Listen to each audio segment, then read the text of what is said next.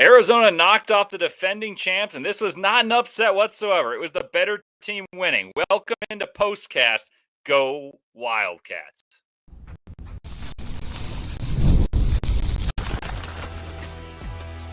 You are Locked On Wildcats, your daily podcast on the Arizona Wildcats. Part of the Locked On Podcast Network, your team every day. Welcome into Locked On Wildcats, and what a day it was. The Arizona Wildcats, 13th ranked team in the country, top number 3 Florida. And I told you all week, I thought Arizona would win. I thought Arizona had the better backcourt, and if they could play even in the front court, they'd win. Let's check on those keys that I laid out for you all week long. But before we do that, let's just talk about Koa Peat. Fantastic. Better than I even thought. I said a good season for him would be leading the team in scoring with 16 points per game, 8 rebounds per game, second team All-Big 12. Well, I'm thinking second team All-American is possible. Second team All-American is right there. And he is maybe a first team All-American. 30 points, 7 boards, 5 assists, best player on the court, on a court with defending champion front line, that they had their guys back. Florida's not the same team that they were. But let's not take away from Arizona. They got down by 12 early in this game, and Arizona was able to come back and do their thing. And when falling behind by 10 points against Arizona's rival in this game, which was a team that had size, a team that had enough size to contain Koa Peat, enough size to contain Mo Krivas, enough size to contain Tobe Awaka, you'd think, oh, shoot, this is not good unless the guards play fantastically. And Jaden Bradley was fantastic at the end of the game. Braden Burries was not good in this one. And that gives even more room for belief that this team is going to get better. And that's scary for the world. Arizona proved that they're a national championship contender with this game. Koa Peat, 37-5. Jaden Bradley closed off with 27-5. He's a very good player who is not necessarily the best passer, but knows where his strength is, and that's going to the basket. So let's talk about the keys to this game. The 3 keys were, can Arizona win the rebounding battle or be close was the key. They went +2 on the boards. The next key to this game was, can the guards be better for Arizona than they were of Florida? Well, Jaden Bradley had 27. Boogie Fland and Xavier Lee, not particularly good. Not particularly good. And then the third key was, who can score more near the paint, because neither of these teams are prolific from 3. And that proved to be even more true than we knew. Arizona scored 50 points in the paint. 50 points in the paint.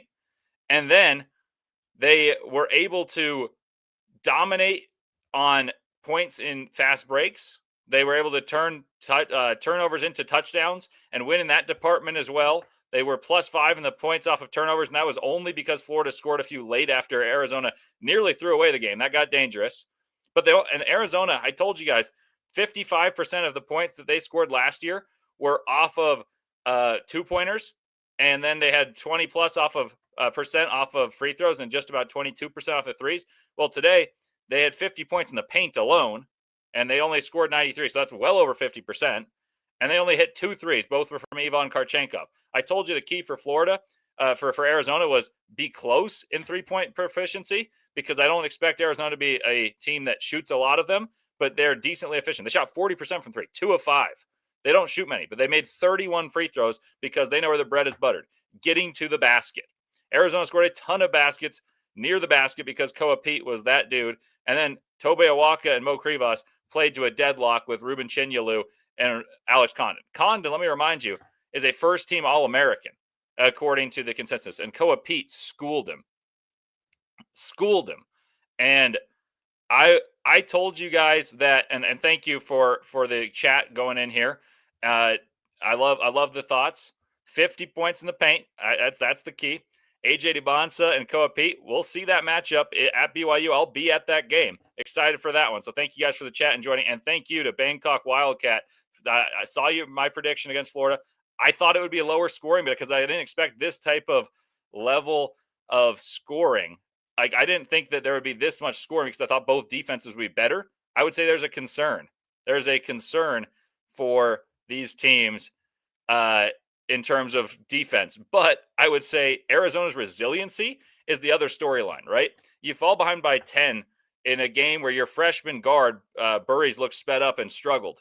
Koa Peat is now battling against an All-American, and the bigs are getting outworked initially. And the screens that Florida was setting and then rolling, the Gortat screen and seals, knocking people down into wide open shots. Like, they were not just wide open threes either. They were wide open layups. Thomas Houck got a dunk. Xavier Lee got a layup. And then you got more dunks because these guys would get to the rim, and then you couldn't help the helper.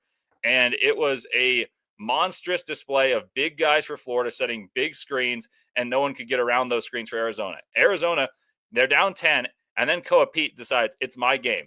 It's my game to take over.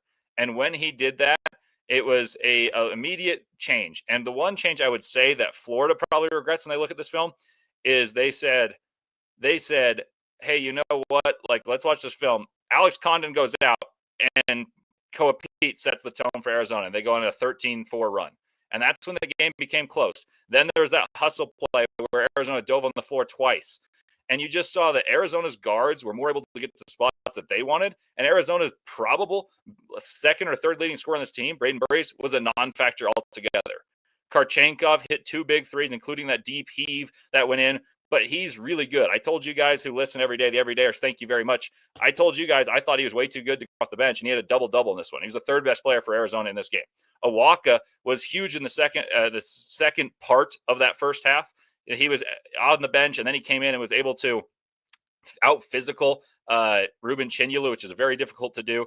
The Arizona Wildcats, from about 10 minutes into this game, when they settled in, to the end of the game, were the better team. For 30 minutes of this game, they're the better team. They had issues at the end of the game closing it out. Arizona had issues inbounding the ball all game, but those are so easily fixed and so easily repaired. But I'll tell you this. I think that Braden Burries played a bad game, and I think that Arizona hit only 2 threes, and they played a team that's as big as they're going to face all season long and still won the glass by 2. They won points off of turnovers. They were able to get more offensive rebounds and score 50 points in the paint against a team that's very difficult to play. And I really think Arizona's ceiling is not one we can truly fathom at this point, because Braden Burries scored 3 points, and he's going to be the second most important offensive player behind Koa Peat. And let's go back to Koa Peat real quickly. Koa Peat is among the best players in the country. He absolutely schooled the first-team All-American preseason by Alex Condon and was able to see everything.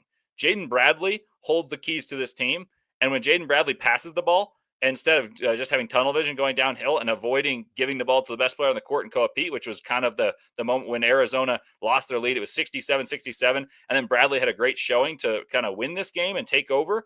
But the moments were that in jeopardy were bad decisions made by point guards to keep the ball away from the best player. It was Koa Peat. Koa Peat was that good. He's the best decision maker. And I said this before the season, and no one liked this because no one likes Duke. And the thought was this: Cooper Flagg's generational. I'm not comparing Koa Peat to Cooper Flagg. However, Koa Peat plays the 4. He's a mismatch creator, and he's able to create mismatches, take advantage of them, and score.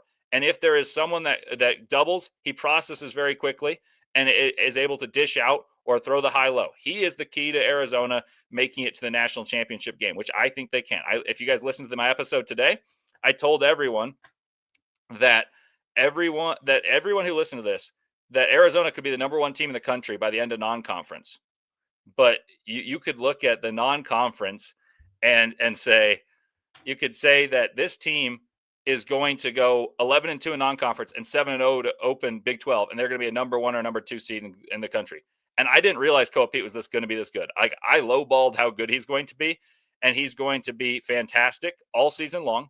37-5 against Florida, who's probably got the best front court in the country. Them, Michigan, and Duke. Like, those are the 3 teams. Koa Peat's better than I thought, and I outlined that I thought Arizona before today could be the number 1 team in the country by the end of non-conference. I'm going to tell you more about Koa Peat, a couple more of my takeaways, what Arizona has to gain and get better at throughout this season after a dominant showing in the opener. And wow, what a game. Thank you guys for joining me on Postcast.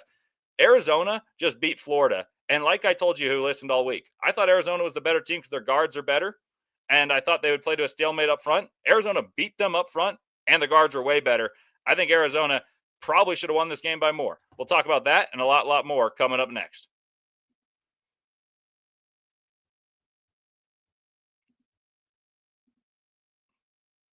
College football's back, and I couldn't be more excited. The tailgates, the rivalries, the energy in the stands, and there's nothing like it. But let's be real. The tickets and getting the tickets is so much more of a battle than even the games that you're watching. The endless queues, hidden fees, prices jumping out at checkout. That's why I use Gametime, the app that gives advantage back to fans. It's the easiest way to score last-minute tickets at the best prices with no surprise fees. What you see is what you pay. So I pulled up the Gametime app, and I saw in just a couple taps, I saw the amazing deals that you could become accustomed to on Gametime. I'm talking about your favorite college football games as low as $25. It's faster, it's cheaper, less stressful than any other way I've bought tickets. So take the guesswork out of buying college football tickets with Gametime. Download the Gametime app, create an account, and use code LOCKEDONCollege for $20 off your first purchase. Terms apply again. That's promo code LOCKEDONCOLLEGE for $20 off. Swipe, tap, ticket. Go download Gametime today.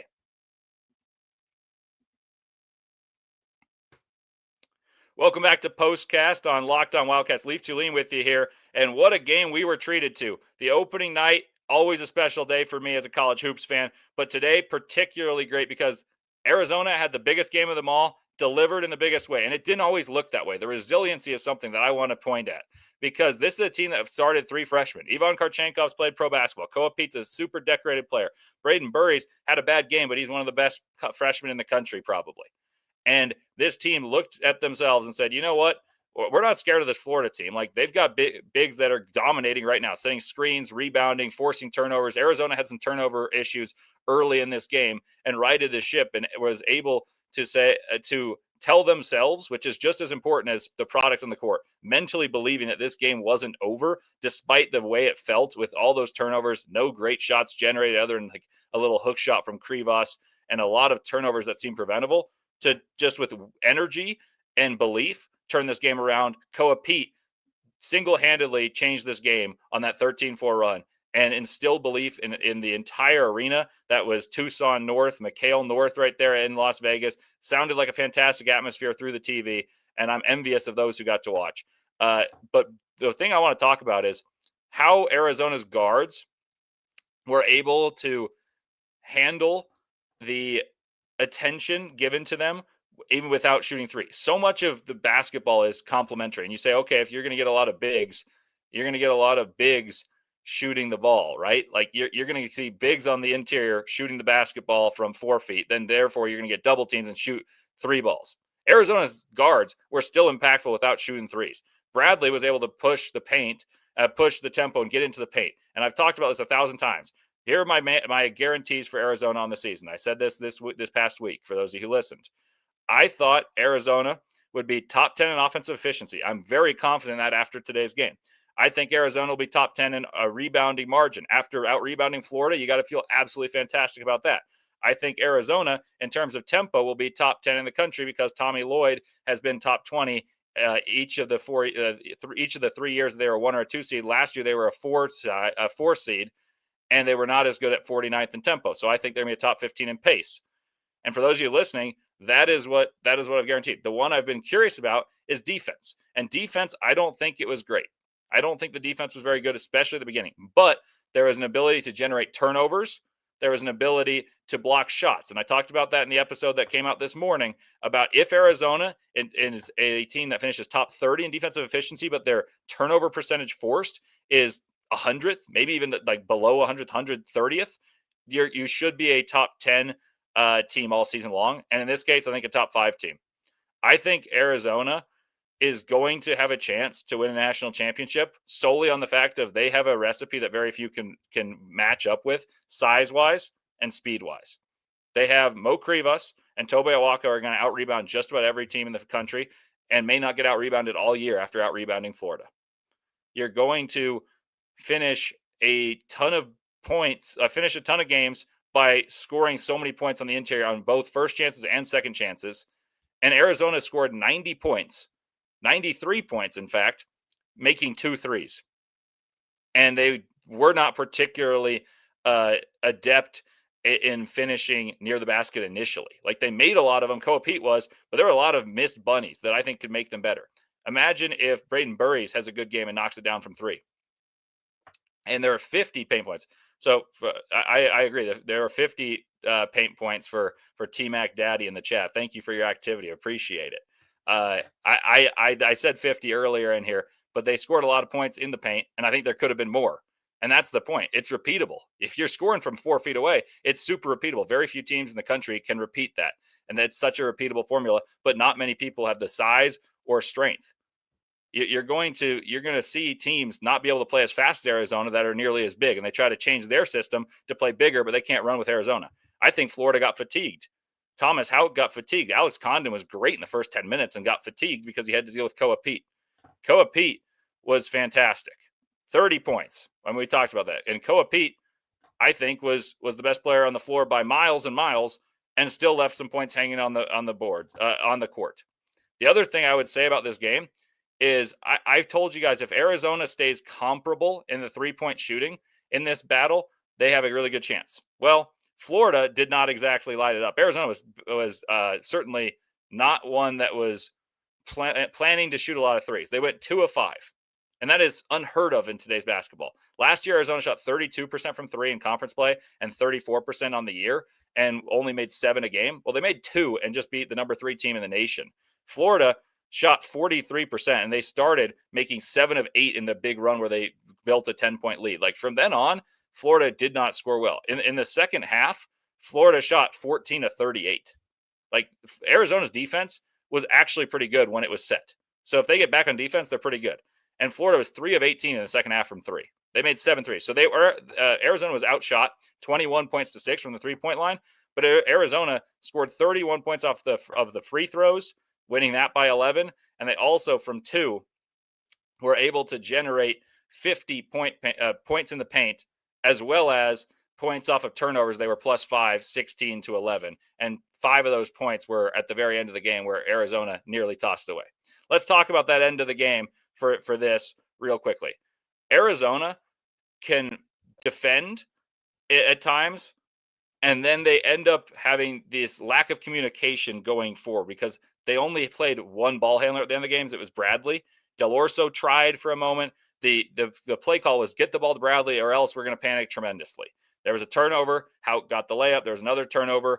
And what I think happens is Arizona's baseline out of bounds were bad to begin with and trying to score. What I think happens is Arizona is going to work on those type of things, and it's going to be fantastic to see when that's shored up how good this team is, because they had fixable issues that made Arizona vulnerable, both in the first half and the second half. They had turnovers left and right when Florida built this lead. Arizona got good shots. They were missing a little bit early, but they got good shots. Florida built the lead off of turnovers. Like, they got the lead off of turnovers created by over dribbling, over passing, throwing high lows too low because you're not accustomed to the size. Then Koa Peat said, I'm just going to go down to the rack and score. But at the end of the game, it was simple. They need to have more options at the end of the game that want to shoot free throws. Burries was not an option in this game because he wasn't particularly good, but I think as the year progresses, he will be the X factor of, can Arizona have more than just Jaden Bradley? Without being reliant on Jaden Bradley to score 27 and at one point score 5 straight buckets for the Wildcats, I think this game is a really good indication of how good Arizona can be when fully clicking, because I don't even think this was fully clicking. What they did well is they battled, they scrapped, they fought against one of the biggest teams in the country. They fought against one of the biggest teams in the country who are the national champions and know how to win and are phenomenally coached. And that should be super commendable. That makes me so much more excited for the future when the finer details, if you go through this with a fine-tooth comb, you're going to see Arizona can inbound better, can have fewer preventable turnovers, and knock down a few more threes. This team's going to score 100 routinely, regularly. And it really indicative of success if a team can win without shooting threes because they're so efficient on the interior against a team that is as enormous as Florida. And I also believe that this said something about the belief instilled in the team, because you fall down by 10 against a team like Florida, that usually spells a recipe for disaster, because they're a team that's a runaway train. Last year, there were so many teams that ran away from that Florida ran away from whenever they built a lead, Auburn included, and Auburn made the Final Four. They were a fantastic team. Each time that Florida matched up with Auburn, as soon as they got momentum, Auburn had no answer. Arizona had an answer, and his name was Koa Peat. Koa Peat, probably an All-American, not all Big 12. I underestimated him, and I told you I thought Arizona was going to win this game because I think they were a top 8 team in the country, and so is Florida. And Florida was overrated and Arizona was underrated, and they'd meet in the middle. And Arizona had the advantage of they have a more known identity for this team because Florida lost Walter Clayton. They lost Will Richard. They lost Elijah Martin. And their bigs now assume different roles. Arizona had a known identity. You just didn't know how good Koa Peat was going to be, how good Jaden Bradley would be. But you knew what roles they'd play. That proved true. Arizona won the rebounding, won the fast break points, won points off of turnovers, and were able to win the guard matchup, which was the key. They did not win the 3-point matchup, but that proved irrelevant because they got super high quality shots. And if you get high quality shots, it's a formula for Arizona to be the best offensive team in the nation. I put out a bold prediction series, and my bold prediction was Arizona is top 10 in offense, top 10 in rebounding margin, top 10 in offensive rebounding, top 20 in pace, and top 20 in defense. And if they do that, they're a Final Four contender. I would say after one day, those look very possible. And I think Arizona's got a bona fide path to being 11-2 in non-conference play, playing against UCLA, UConn, obviously just played Florida and beat them, UCLA, UConn, Auburn, Arizona. Arizona then plays Auburn, Alabama, in Alabama, and then they play San Diego State. So 6 really solid teams. And I think that Arizona should go 4-2 or 5-1. I outlined that in the episode that came out this morning. And I said that if they're 11-2 there, probably a top 5 team in the country. If they end up going 5-1 in those games, probably a top 3 team in the country. And then they play 7 games in Big 12 play that start off with all of them favored by KenPom, who is considerably lower on Arizona than I am on Arizona. I predicted Arizona to go 26-5 this season. KenPom has them 21-11, but KenPom agrees with me. Arizona's favored in the first 7 games of Big 12 play. If you do the math, let's say conservatively 11-2, 10-3, something like that. You end up going 7-0 to start that. You're either 17-3 or 18-2. That's a top 5 team in the country 20 games into the season. Arizona topped Florida opening night. Thank you guys for tuning in for a late night chat. Let's watch some BYU and Villanova on TNT. Appreciate you guys for tuning in, but I actually have one more thought for you guys quickly. And then I'm going to give another bold prediction, and then we'll sign off because I love talking to you guys.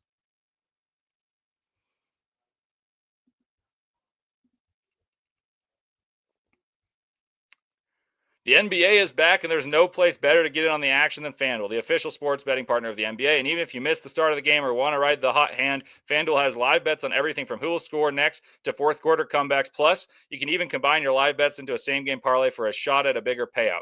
It keeps every game exciting, especially when your team's making that late push. Right now, FanDuel is giving new customers $300 in bonus bets when your first $5 bet wins. So head to FanDuel.com to sign up and play your game with FanDuel, the official sports betting partner of the NBA.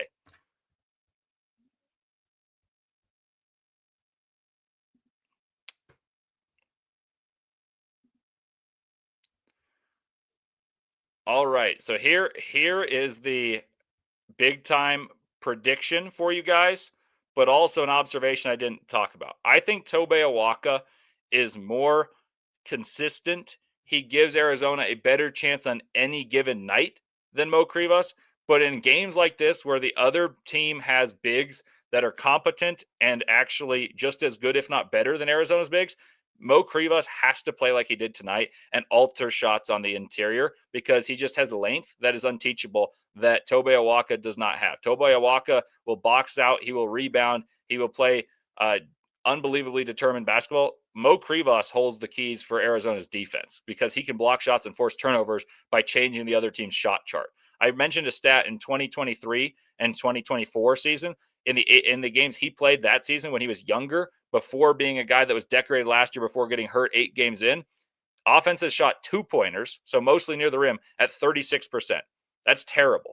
That's because of how long he is and how able he is to influence their one shot that they actually take and their decision to take the shot or not. Tobe Awaka is going to be steadier. Krivas is going to have growing pains, but Mo Krivas holds the keys defensively. If Mo Krivas plays like he does tonight, or he did tonight, and he does that the rest of the season, Arizona can be a top 20 defense because teams won't score on the interior, and Arizona will run teams out of the gym and be a juggernaut. So that was the one that I think is an important observation. And here's my bold prediction. I think Arizona plays against UCLA. UCLA is going to slow the pace, and it's going to be difficult. But I think that they're going to be better, speaking of UCLA, playing more quickly this year, unlike McBruin teams typically, because Donovan Dent is a paint touch guy. He needs to get to the rack. I think Arizona beats UCLA on the road. And after beating UCLA on the road, and when I say road, it's in Inglewood. It's at the Intuit Dome, the Clippers' home court, basically UCLA's home court. Once Arizona wins that game, I think Arizona will be a top 5 team in the country. And then I think they go to UConn. And that's the game I think is the most difficult of the non-conference because of the way UConn plays so meticulously. And they space the floor. But if Arizona wins that game, or even just one of those two, I think Arizona will be a top 3 team in the country. And then I expect them to beat Auburn. Actually, I expect them to smack Auburn in McHale. And then I think they beat Alabama too because they're just too big for Alabama. I think Arizona finishes the non-conference number 3 or higher, meaning number 3, 2, or 1 in the AP poll before by the end of non-conference, and starts 7-0 in Big 12 play. I think Arizona can be the number 1 team in the nation by heading into the thicket of Big 12 play, by beating up on the inferior teams in the conference before facing the big boys. And they'd go and play BYU at January 26th. I'll be there, and that'll be the start of Arizona's how good can they be? But they're already national championship contenders, in my opinion. Thank you guys for joining Postcast today. Let me know your guys' thoughts. Really appreciate you guys for tuning in. I love the comments. Let me know your guys' thoughts and how you guys think Arizona will perform in the non-conference. And also, did this change your aspirations for Arizona? Like, did you think, this is a good team, and now you feel like they're great? Or is this overreaction? I don't think it's overreaction. If you've listened to my shows all week long, I've told you I think Arizona is a championship contender, but I think this is legitimate. And so let me know you guys' thoughts on those takes. I see the Bangkok Wildcat in there. Bro, he says bold, bro, bold, BTFD. And I don't think it's that crazy, though. So let me know what you guys think. Appreciate you guys, as always, for listening. We'll be back at this Friday when it is another Arizona game, and I expect another drubbing in favor of the Cats. Love you guys. Have a great day. Go Wildcats.